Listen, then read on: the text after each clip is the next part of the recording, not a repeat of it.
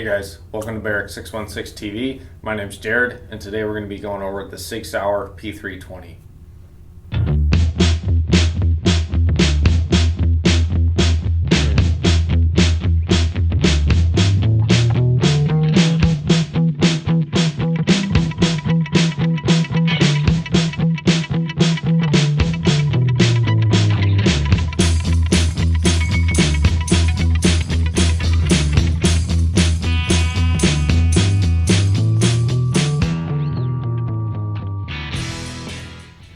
Alright guys, so like I said, we're going to be looking at the Sig Sauer P320 today.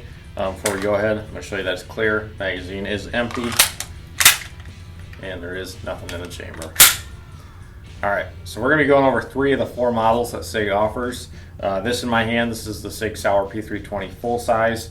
They also offer a compact, a carry, and a subcompact variant. This particular model is a 9mm. They also come in 40 Smith & Wesson, 357 Sig, and 45 ACP.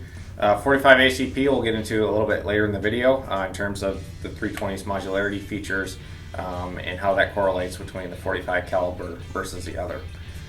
So this particular model is obviously in black. It also comes in a flat dark earth color and a OD green grip module and black slide configuration.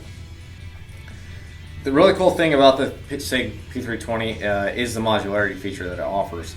So basically the only thing that is serialized on the 320 is the actual trigger group that is inside of the frame here.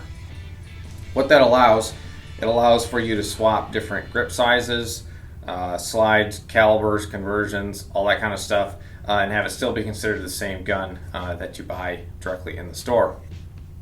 So for instance, I'm going to show you a couple different kind of configurations with this using different grip modules, and just to give you a better idea of what this thing can offer for you. This is my own personal Sig P320 compact slide sitting on top of a Sig P320 subcompact frame. What this allows me to do is get a little bit extra barrel length while still maintaining a small grip for a concealed purpose. Alright, so for another example, this is the Sig P320 full-length slide sitting on top of a Sig P320 compact grip module. This allows me to have a little bit longer barrel length while still maintaining a little bit smaller of a grip. So let's go over some of the features of the Sig P320. This is my own personal compact model. We're going to start up here on the top. Sig offers us an option. There's Sig Light night sights. These are great sights in my opinion. They're designed with a flat face front on it for one-handed manipulations if you're ever in a self-defense situation or what have you, and you have one arm occupied and you do need to charge the weapon. Another feature, it offers an ambidextrous slide catch or slide release. Over here you have the takedown pin and a magazine release, which can be switched to the other side if the user chooses.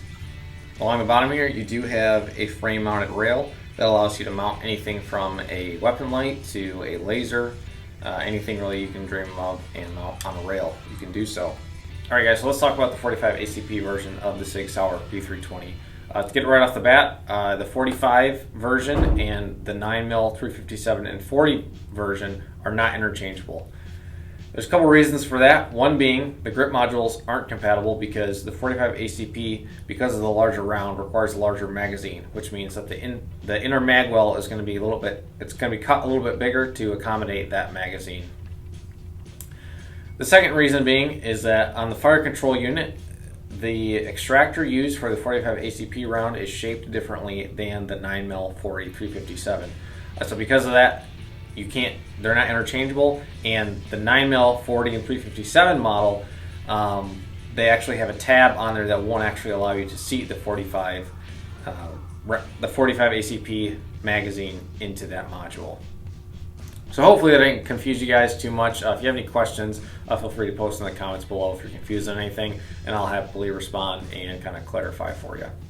Alright guys, so that was a look at the Sig Sauer P320. If you have any comments or questions, feel free to post them below and I'll get to them as soon as I can. Or if you'd like to see a product reviewed or talked about, again, feel free to post that below. My name's Jared, and you've been watching Barracks 616 TV.